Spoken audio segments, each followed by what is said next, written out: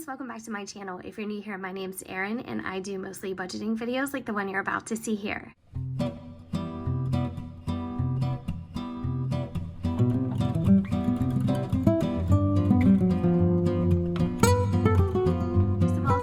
For tuning in and spending some time with me. In today's video, I'm going to go over my August forecast, but I'm also going to explain some things and some differences between August and the previous month, which was July of 2020. The worst thing about having an inconsistent income, I just have to start with that, isn't because your income, sometimes you have to plan for more or sometimes you have to plan for less. It's really the not knowing.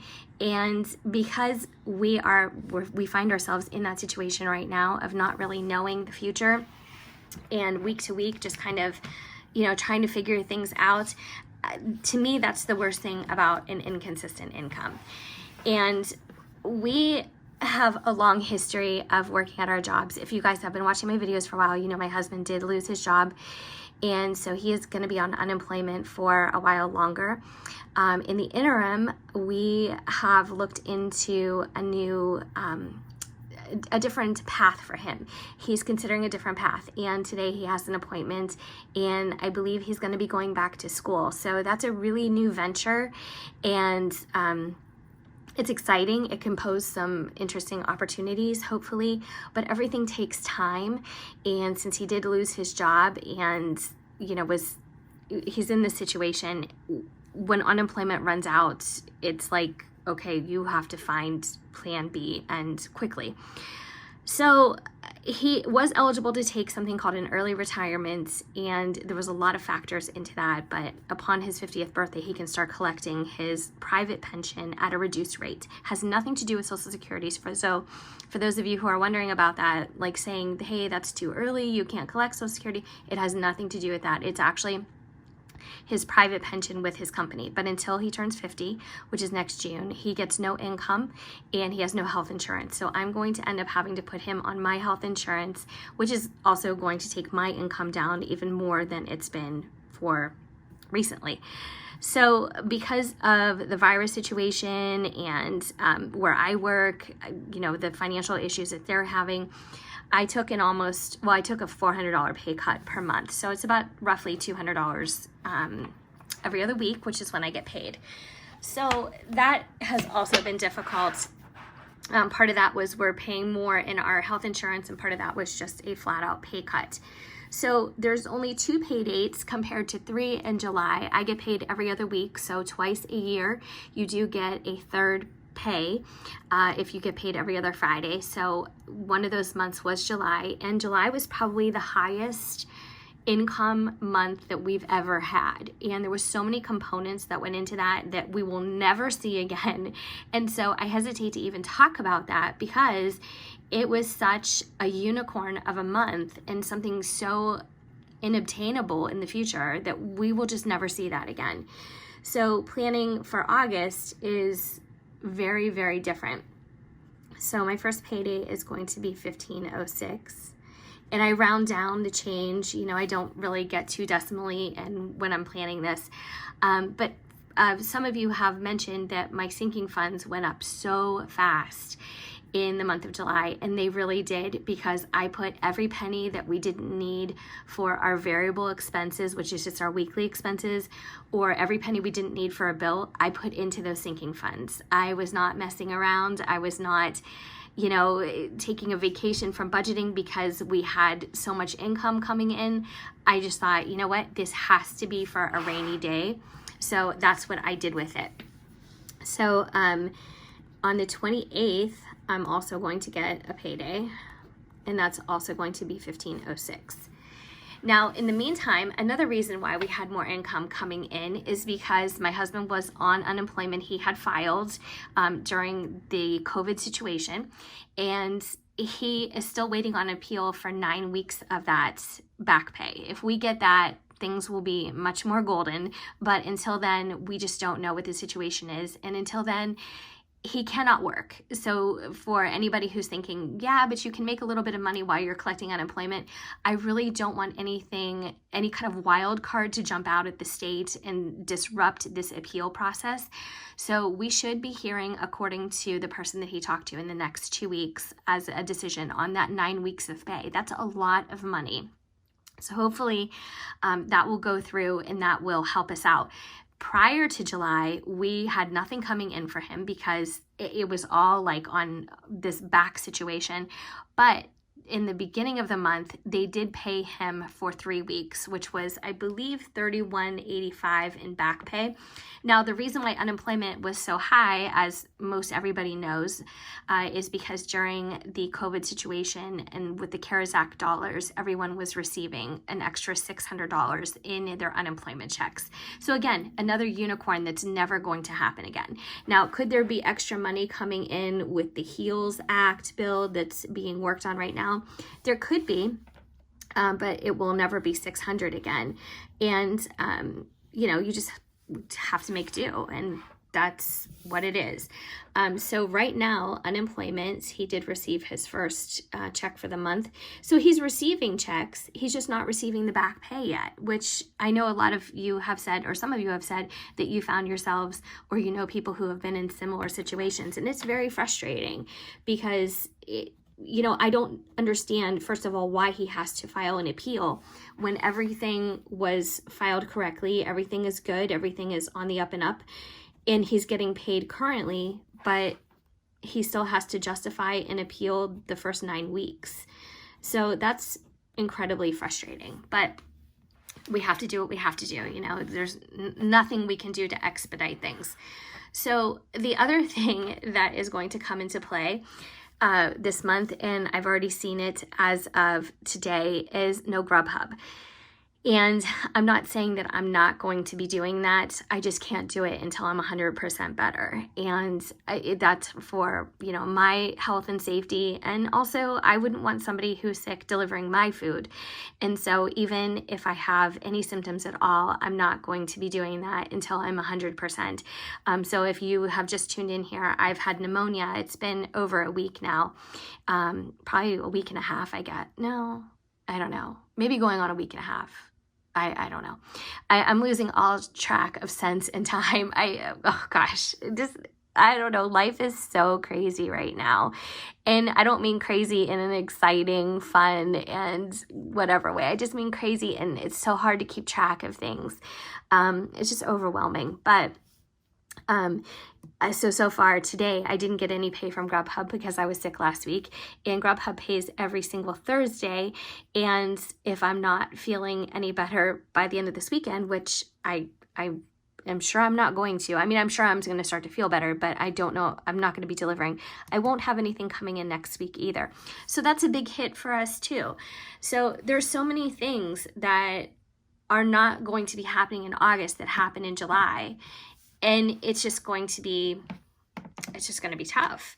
So I'm going to add this up. So 480, let's see, let's do this a little bit easier.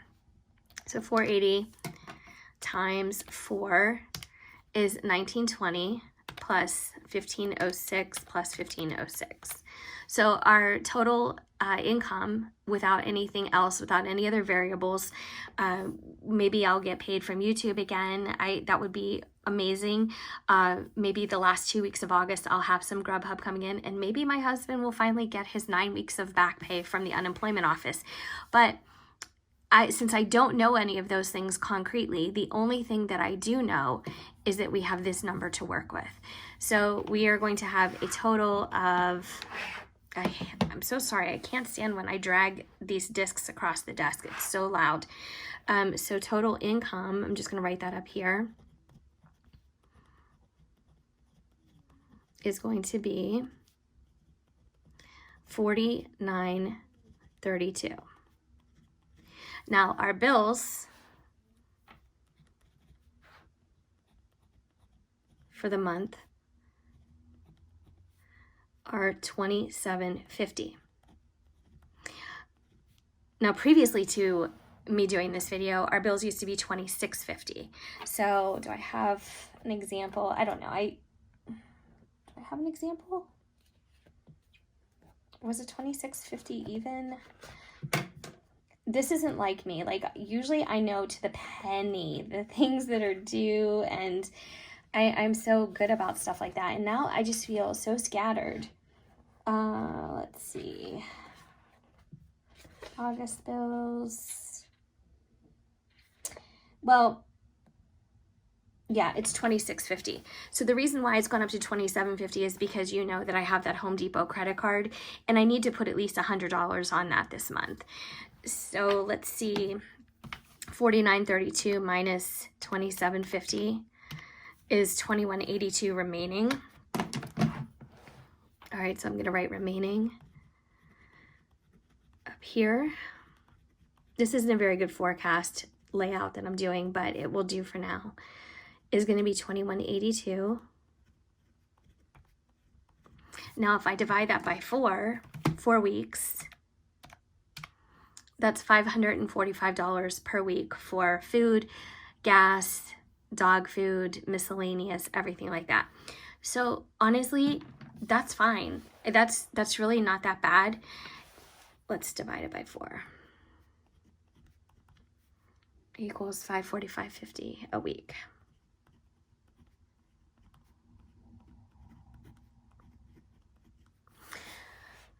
All right, so like I said, that's really not bad. We can live on that. We have, you know, we have a plan. I budget really, really carefully. And at this time, we're not overspending, or we're not spending on entertainment or unnecessary purchases. We're just doing kind of what we need to do week to week. And the only thing that I have to be mindful of is to make sure that I pay off that Home Depot credit card within 6 months. I don't want to accrue any interest from that. So that is the thing that's most on my horizon and most in my line of vision for getting rid of. But other than that, you know, that's fine to cover our variable expenses.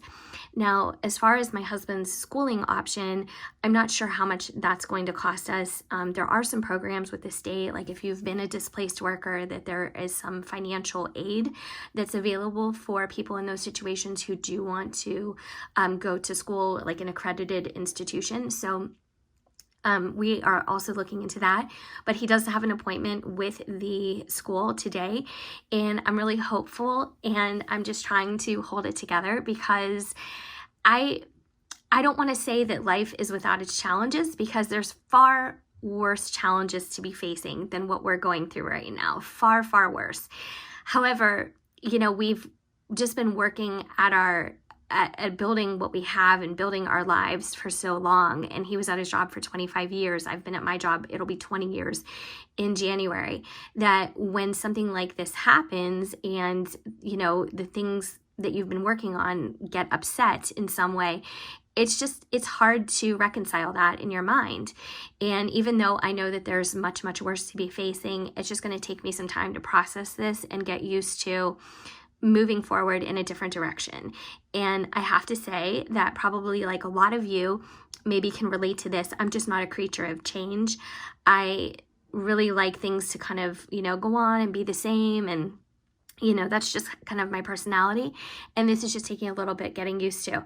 And I honestly think that some of this has to do with, you know, me being so susceptible to like asthma flares and getting infections. I just think it's been really stressful, and that's why it was really important for me to see my doctor about dealing with stress and anxiety and just, you know, overall just well-being.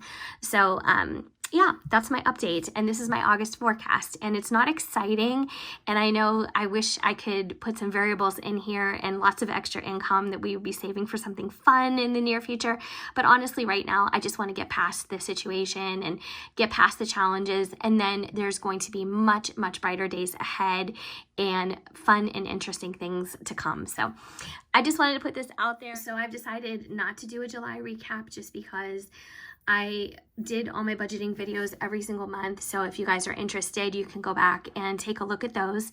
That's out there. My numbers are always completely transparent. My situation is always transparent. So that's out there for you to view.